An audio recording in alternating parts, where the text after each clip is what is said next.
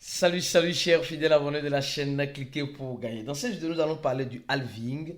Nous allons parler de BF Token. Attention, BF Token, bien sûr, ça fait longtemps qu'on n'a plus parlé. Nous allons parler un peu du projet Breeze, en quelque sorte, et aussi des banques qui se préparent pour profiter des effets que le halving pourrait donner s'il arrivait que tout se passe bien. Vous allez comprendre pourquoi dans cette vidéo. Donc si tu n'es pas encore un fidèle abonné, mon frère, ma soeur, tu rates beaucoup de choses. Car pour avoir la bonne information, tu le sais très bien, il faut être au bon endroit. Et le bon endroit, c'est ici. Donc abonne-toi rapidement pour ne rater aucune des prochaines vidéos que nous ferons comme celle-ci. Sans plus tarder, nous allons commencer par voir le prix du Bitcoin aujourd'hui. Les gars, vous savez, actuellement nous avons un Bitcoin à 63 491 francs. Et tout porte à croire que le halving va faire monter le prix du Bitcoin. Mais sur le long terme, tout porte à croire. Il dit tout porte à croire parce que je n'ai pas la boule de cristal, je ne suis pas un traceur de route. Donc, tout porte à croire que le Bitcoin peut toutefois nous surprendre à tout moment. Et le stock que les gars là sont en train de faire, ça doit nous faire réfléchir. Le stock qu'ils sont en train de faire, ça doit nous faire réfléchir. C'est des personnes qui ont beaucoup et auront beaucoup, une longueur d'avance sur nous. On nous dit actuellement je suis en train de faire cette vidéo, il reste 2 jours pour le halving. Donc il reste 2 jours pour le halving, presque 2 jours pour le halving. Et on se dit le 18-19, on va avoir ce halving là. Je sais que beaucoup seront déçus de ce halving là. Beaucoup seront déçus. Beaucoup, énormément. D'énormes personnes seront déçues parce que on nous a fait croire ou on attend impatiemment que le halving va faire monter tous les prix des crypto-monnaies et nous allons devenir riches. Comme si le halving, c'était le portefeuille magique. Comme si le halving, les gars, le halving, c'est un processus, comme je le dis, je le répète toujours, c'est un processus technique qui va faire bien sûr rare le prix du Bitcoin, mais qui ne va pas faire monter instantanément le prix du Bitcoin.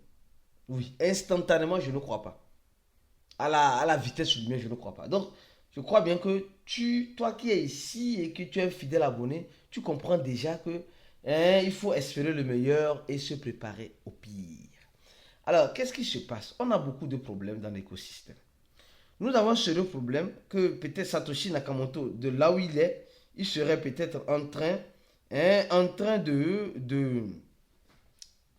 dire non, franchement, les gars là, vous n'avez pas compris ce que je voulais quand j'ai créé le Bitcoin. Bon, franchement, c'est un problème délicat. Le problème délicat se retrouve où? Se retrouve ici. On nous dit ici. Tether, nous tous nous connaissons le stablecoin Tether. Le stablecoin, c'est-à-dire que la monnaie fiduciaire qui nous permet en quelque sorte de rentrer, de sortir des crypto-monnaies en tout moment, qui est ce stablecoin-là. Alors, nous sommes en train de voir ce stablecoin-là qui a commencé par avoir de sérieux problèmes sur le continent européen. Et Tether dit qu'il peut arriver qu'elle ne respecte pas les lois américaines. Et le USDT peut être expulsé de l'Europe. Peut être expulsé. C'est-à-dire, les échangeurs, ce qui se passe actuellement avec les crypto-monnaies qui utilisent le protocole de l'anonymat, Monero, Zcash et Zan, etc. Ces crypto-monnaies qui ont la facilité de brûler les transactions, qui sont en train d'être rejetées. Je dis rejetées par pas la communauté crypto, mais par la communauté des régulateurs. On peut voir aussi le Tether venir à ça aussi. Mais s'il arrivait que le Tether ne doit plus faire ses opérations en Europe, il y a encore d'autres systèmes. Il y a le USDC. Vous voyez, donc ça dit que il y a un plan B. Il y a un plan B. Il y a le USDC. Vous êtes d'accord avec moi? Oui, il y a d'autres stablecoins aussi. Oui, il y a d'autres stablecoins. Après le USDC, on voit le DAI. On voit d'autres, le FDUSD, qui est le stablecoin que Binance est en train de promouvoir de façon directe ou indirecte. Donc nous voyons clairement qu'il y a encore des marges de jeu qui peuvent encore être faites. Je crois que c'est quelque chose qui est dangereux parce que beaucoup de personnes ont les stablecoins, mais il faut avoir, comme je le dis souvent, les bons stablecoins. Le USDT aujourd'hui est malheureusement, s'il arrivait que le pire arrive au USDT, nous allons tous en souffrir des conséquences. Parce que on a le USDT sur Ethereum, le USDT sur TRC20, le USDT sur BP20, le USDT sur Solana, le USDT sur Avalanche, le USDT sur plusieurs blockchains. Donc, si on arrive qu'on coupe l'Europe, ça va faire mal. Mais on a des premiers secours qui sont le USTC, le FDUSD, etc. Donc, là-bas, il n'y a pas encore trop de mal. Alors, parlons rapidement de cette information, les gars. Oui, on dit, les gars, cette banque qu'on appelle Banque de Brésil et BTG sont dans les 30 meilleurs, 30 grands détenteurs des ETF du Bitcoin. Vous savez, Banque de Brésil, on dit la Banque du Brésil, c'est une banque presque étatique. C'est une banque presque étatique. Elle détient en quelque sorte beaucoup de Bitcoin, beaucoup des ETF de Bitcoin pour proposer aux clients qui étaient réticents. Parce que cette banque-là, elle a créé beaucoup de problèmes en son temps. Je crois que c'était en 2020 ou 2021, beaucoup de problèmes assez clairs. Moi, je n'ai même pas un compte là-bas. Parce que ceux qui utilisent les crypto-monnaies, ils ont vu leur compte se faire bloquer. Ils ont vu. Non, mais franchement, mais aujourd'hui, ces mêmes banques-là sont en train de voir qu'ils ont fait peut-être une erreur en faisant cela. Aujourd'hui, ils sont en train de réparer cette erreur-là en proposant en quelque sorte les ETF du Bitcoin à qui? À ces mêmes clients-là qu'ils ont fermé leur compte. Donc, nous sommes en train de voir que en crypto-monnaie, c'est un jeu du chat et de la souris. C'est un jeu du chat et de la souris. Donc, aujourd'hui, ils peuvent dire non, mais demain, ils peuvent dire oui. Donc, les crypto-monnaies, c'est comme cela. Donc, espérer le meilleur et se préparer au pire. Je crois bien que tu as compris. Maintenant, venons-en maintenant. On va commencer par parler du projet Breeze. Après, on va venir sur BF. Oui. Les gars, le halving n'aura pas réellement, je reviens encore sur ça, le halving n'aura pas un effet direct, direct sur le projet Breeze, ni sur le projet BF. Je vais vous expliquer cela. Il y a certains qui croient que le halving, dès que le halving a été fait, dans quelques jours, dès que la loi serait activée, automatiquement, le projet Breeze aussi va en profiter de ce halving. Directement, non. Directement, je ne crois pas. Parce que le projet Breeze, certes, elle a sa propre blockchain, mais elle n'a pas ce processus de halving dans sa blockchain. Certes, elle est sur la blockchain de Binance Smart Chain, elle est sur la blockchain de Ethereum. Vous avez remarqué une chose, elle n'est pas sur la blockchain de Solana. Elle n'est pas sur la blockchain de Solana. Et je dis et je répète encore, les 1000 trillions qui sont en circulation, il y a quelque chose qui ne va pas. Et ces 1000 trillions qui sont le sauteur sur le plan de Breeze sont le même qu'ils ont dans leur propre blockchain. La question m'a été posée. Et je n'ai pas su vraiment répondre parce que eux ils disent que non, que c'est presque l'équivalent. Mais réellement, je ne vois pas que c'est l'équivalent. Il y a quelque chose qui est caché derrière cette affaire-là. Mais bon, ce n'est pas le but de la vidéo, d'accord? Ce n'est pas le but de la vidéo. Alors, quand on prend le projet Breeze, nous voyons que les gars sont toujours hyper actifs comme ils l'ont toujours été. Ils sont en train de signer des partenariats de malades un peu partout. Les partenariats sont en train d'être signés et ils sont en train de faire la promotion une fois de plus de quoi? De leur plateforme P2P. Attention, Breeze a lancé beaucoup de projets je ne sais pas comment dire ça, en cours. Et nous allons parler d'un de ces projets qui est le projet BF tout à l'heure. Mais ils ont leur plateforme où ils disent que les frais de négociation sont zéro. Leur propre échangeur. Alors donc, quand tu vois, c'est leur échangeur ici. D'accord, c'est leur échangeur. C'est l'échangeur, pas l'échangeur, c'est le P2P. C'est le P2P, d'accord. Comme local Bitcoin. Tu vas acheter, tu veux vendre le Bitcoin, mode de paiement, tu vois. Ceux qui utilisent PayPal, mode de paiement, tu choisis le dollar ou l'euro, tu choisis la localité, supposons que tu choisis le Burkina, je vais voir, Burkina Faso. Les gars, c'est de bonnes options que peut-être les gens ne disent pas. C'est pourquoi j'ai voulu vous présentez ça. Tu mets, et c'est pas moi, 100, mais tu dois créer ton compte d'abord. Hein. Tu dois bien sûr créer ton compte d'abord. Et tu vois, il n'y a personne pour le moment qui vend. Mais si l'équipe de Brise veut conquérir le public du Burkina Faso ou bien du Bénin, c'est possible. Il y a Bénin ici. Hein. Il y a Bénin. Vous voyez, tu recherches un vendeur sur le Bénin. Il n'y a pas toujours. Vous voyez, il n'y a pas toujours. Bon, maintenant, on vient sur la Côte d'Ivoire. Côte d'Ivoire. Vous voyez, Côte d'Ivoire, toujours personne. Non? Je me dis, bon, l'équipe de Brise là, ils font leurs produits pour qu'ils puissent utiliser. Je ne sais pas si vous comprenez. Parce que ils ont de bonnes choses. Hein. Ça, c'est l'une des bonnes choses que l'équipe a. Hein. Attention, les gars. Combien d'échangeurs ont fait ce que l'équipe de Brise est en train de faire? Très peu. Très peu. Mais l'équipe de Brise a beaucoup de choses. Hein? Beaucoup de projets innovants derrière Brise. Beaucoup, d'énormes choses.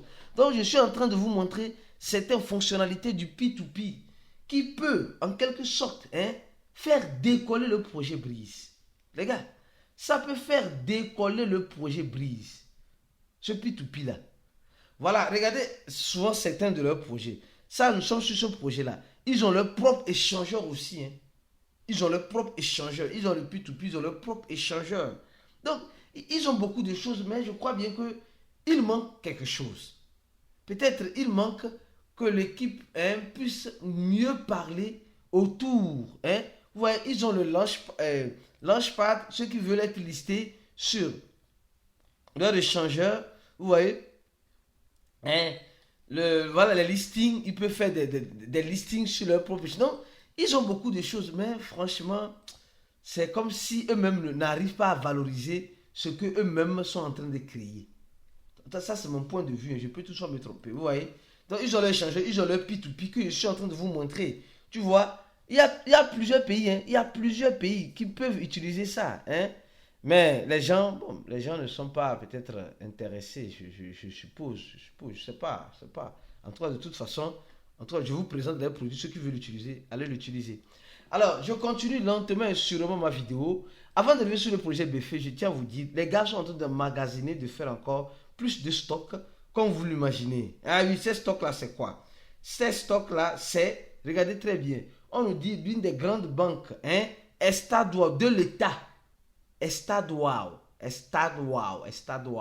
l'une des grandes banques étatiques, hein, de l'État du gouvernement allemande offre, comme ici au Brésil, offre hein, l'offre d'achat et de custodio, c'est-à-dire que, et de garde, c'est-à-dire qu'ils peuvent garder tes bitcoins au chaud pour toi, au cas où, s'il y avait attaque hacking, les gens perdent. Donc, les banques commencent à devenir des échangeurs. C'est ce que nous sommes en train de voir. Hein? C'est ce que nous sommes actuellement et purement en train de voir. Donc, les gars aussi se préparent pour le halving. Hein? Ce n'est pas nous seuls. Nous ne sommes pas les seules personnes qui veulent manger vivant. Les banques aussi vont manger encore sur nous vivants. De toute façon, le manger vivant, il faut préparer pour manger vivant. Alors, je reviens maintenant en quelque sorte sur le projet BF. Regardons rapidement le prix de BF. Oui, il y a certaines choses que je vais vous montrer encore sur BF. Vous savez très bien, hein? Vous êtes là ici pour avoir ces analyses-là qui vont vous aider. Nous sommes actuellement en train de voir le projet BF qui est à 3,0 après la virgule et son total sur plein, rien à dire. Et nous voyons que BF est déjà sur Ethereum, Binance Smart Chain et sur Solana. Mais ils n'ont pas encore additionné Solana. Et nous voyons que BF, depuis sa création, est en train de dégringoler. Oui, il est en train de dégringoler. Est-ce que c'est fini? En tout cas, on a mangé dans BF. On a encore certaines choses. Si la que BF reprend encore, on va encore manger. Je t'invite, mon frère, ma soeur, à venir te former avec nous. Il faut avoir la bonne formation pour te préparer psychologiquement. Tu n'as pas la bonne formation, sois-en sûr que tu serais celui qui serait mangé malheureusement vivant. Même celui qui se forme se fait manger vivant, mais pas souvent. Pas souvent. Parce que, vous savez, le manque de formation nous font dire des choses sans queue sans tête. Oui, sans queue sans tête. Et quand tu es formé avec nous, tu as accès à un groupe fermé. Un groupe où nous partageons des astuces, des pépites, où tu peux choisir ta pépite. Pas simplement toujours l'équipe qui peut gagner, mais les membres aussi de de cette communauté. C'est une communauté qu'on a formée derrière le coup de cliquer pour gagner, où on se partage nos expériences, on partage des analyses. La dernière fois, on a parlé de beaucoup de choses, même ceux qui ont regardé cette vidéo-là. Eh oui, cette vidéo-là, oui, c'est confirmé avec Satoshi Dex. On a donné une information importante là-bas dans le groupe VIP. Dans le groupe, importante. Les gens vont tomber dans le piège, après vont se tenir la tête. Nous, on est préparés. En tout cas, on va manger dedans. On va manger. Si toi, tu ne veux pas manger, tant mieux. Tu veux manger, viens nous rejoindre là-bas rapidement dans le groupe VIP pour mieux comprendre. Donc, pour rejoindre dans le groupe VIP, clique sur le premier lien de la vidéo, remplis ce formulaire-là et automatiquement, notre équipe se fera un grand plaisir de te contacter par mail et par Telegram afin de payer $100 pour avoir accès à tous les avantages qui vont avec. Alors, concernant le projet BFE, regardez, le projet BFE ici avec la blockchain Binance Smart Chain, vous voyez, 3 € après la virgule 1,8, vous voyez, 3 € après 1,8, regardez très bien. Sur la blockchain Ethereum, 2 € après la virgule 2, vous voyez, non? Je ne sais pas si vous voyez l'incompatibilité, voilà, l'incompatibilité des prix. C'est-à-dire qu'ils n'ont pas encore ajouté les API ici, je crois bien. Ils n'ont pas encore ajouté ici. Donc sur Ethereum, on voit que le prix est différent. Alors maintenant sur Solana, le prix est encore plus cher. Mais comment les investisseurs, excusez-moi, comment les investisseurs vont avoir une seule monnaie sur 3 blockchains avec 3 prix différents? Comment? Dites-moi, comment? Ça veut dire simplement que les gars, et nous savons que le projet BFE, c'est un projet où si tu l'as, si tu as le projet brut, tu peux avoir des BFE. Donc, trois prix différents, 3 prix différents sur 3 blockchains différents. C'est ce que je viens de te montrer. En tout cas, je dis la suite de cette vidéo dans le groupe VIP. Viens être VIP pour avoir encore des analyses, pour savoir ce que tu dois faire. À la prochaine vidéo et ciao!